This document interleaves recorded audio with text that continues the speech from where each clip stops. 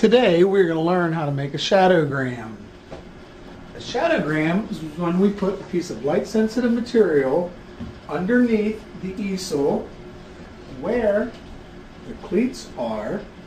That way we're ensured to get a nice white border. Once we have our paper underneath there, we will then go ahead and put objects on top, turn the light on for 3 seconds, turn it off, and then develop it in developer trays.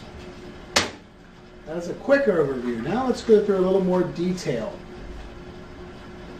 This is an enlarger. This is the head of the enlarger. On this enlarger, it can be moved up and down through a switch on this side.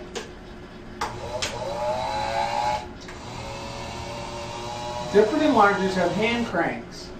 Because what we're looking for in the shadowgram is you have enough light exposed over the entire middle sides of the easel where we'll be conducting our shadowgram. Then we need to learn how to use the timer. And the timer has two controls. We have an on and off, and a time and a focus. Focus means the light will be on all the time. If we put it on off and change it to time, then set it at 3 seconds, the light will come on and shut off 3 seconds later. That's how we're going to conduct our shadowgram today. Set the timer at 3 seconds, make sure it's on time, on off. Then we need to get our light sensitive material. And it should be in the box that Mr. Miller has given you after you paid your lab fee. In this box will be 3 different sizes of paper. There'll be 7 sheets the size of the box, which is 8 by 10. There'll be 2 sheets for your shadowgram, which are 4 by 5, and there'll be 8 sheets for your pinhole camera, which those pieces are 2.5 by 2.5. So you'll reach into your box, only in the darkroom with the red lights on, not the white lights. Reach in, grab your light sensitive material, set it aside, close your box back up, prevent any light from contaminating your paper. Open the easel, place your paper under the easel, place your keys, in this case, on top. I'm going to turn the light on. It'll expose my paper. It'll go off. Shut the timer off. Pick up my keys, take my paper, and we're going to take my paper over to the developing area of the darkroom, which is found in the center island.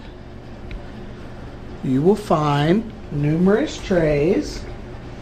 When the first tray is the developer, then we have the second tray is the stop bath, the third tray is the fixer, and the final tray is the rinse. We have our paper. We will set it in the developer. As soon as we set it in, we look at the clock to determine the time, because the paper needs to be developed for 1 full minute. No more, no less. 1 full minute. While it's in there, we agitate it. Slightly lift up the tray so we can have fresh chemicals over the paper. Now, once a minute goes by, or about 45 seconds, you probably want to reach for the tongs, start stirring it and trying to get underneath of your paper. Sometimes it wants to get attached to the bottom of the tray. You push it up on the edge, and when we pull it out, we will have our shadowgram. Then we put it into the stop bath. Notice we switch tongs. The stop bath is in for 30 seconds. Try to be as accurate as you can with the time. Again, constant agitation, picking it up slightly, back and forth. After 30 seconds is up, we pick our shadowgram up, drip it, corner hanging up, so there's corner to corner. The chemicals will remove a lot faster that way. and place it into the fixer.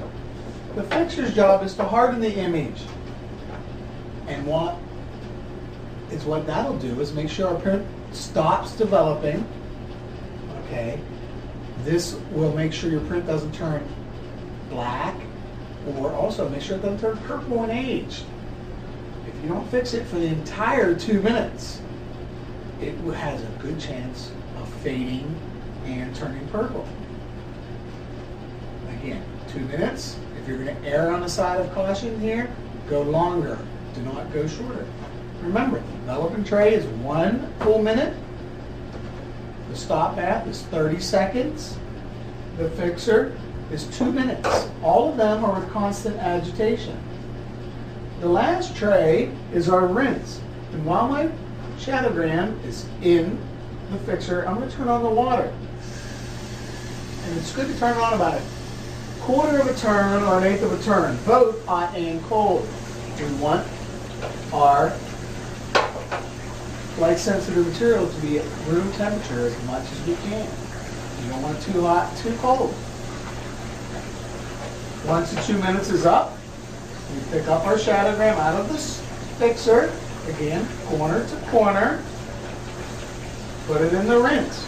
With the rinse, you don't need to agitate anymore because the water is circulating, and that will allow you to get fresh water and rinse. You want to make sure you dunk it, make sure the water is completely covering it.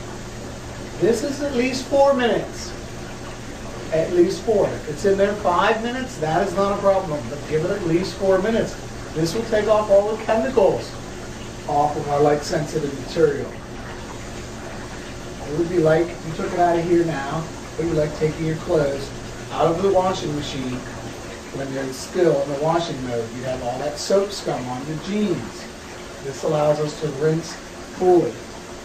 Once you have the full 4 minutes in, we will take it out. Again, letting it drip. Make sure all of the tongs are back in the correct tray. And we'll go out into the classroom and show you how to use the print dryer. So we're going to walk through the darkroom and into the classroom. We'll go through the door,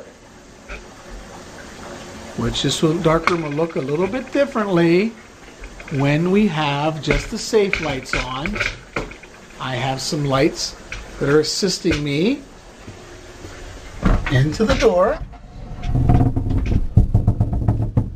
out into the classroom, and in the rear of the classroom, I have the print dryer. It's the stainless steel square box looking thing in the back right hand corner of the room. There it is. Is what we'll do is turn the print dryer on with the white switch. It's an automatic feed. Place the Shadowgram in the middle of the stainless steel ledge. It'll automatically pull our image through. What we are looking for is a white border the entire way around. You can see this one, which was done earlier, does not have a white border the whole way around. It was not placed in the easel correctly. This would be minus at least 1 point, possibly 2. So you want to work on getting a nice white border completely around your Shadowgram. If the white border is not even, you may trim it with a paper cutter or a pair of scissors if you have a good eye. If you're not sure, there it is. If you think your Shadowgram is stuck, shut the dryer off and then look underneath there. Do not reach in there without Mr. Miller's help. And there's our Shadowgram. It might not be even the whole way around, but we could trim that up with scissors. Once it's trimmed, get some Scotch tape, a piece of paper, place your name and period on the paper, tape all 4 corners down using Scotch tape, clear tape. Do not use masking tape or that will be points taking off. Remember, it's all about presentation. So we have our name and our period. Then you need to find the stack of manila folders that are labeled with all of the periods. Find your period, open up, and place your shadowgram in there for Mr. Miller to grade. That is how you successfully complete a shadowgram. You have 2 attempts with the paper that's pre-cut for you. If you need more, you may cut up some of your larger sheets. You'll cut those from 8 to 10. You cut them into 4 by 5 pieces. Thank you and happy shadow gramming.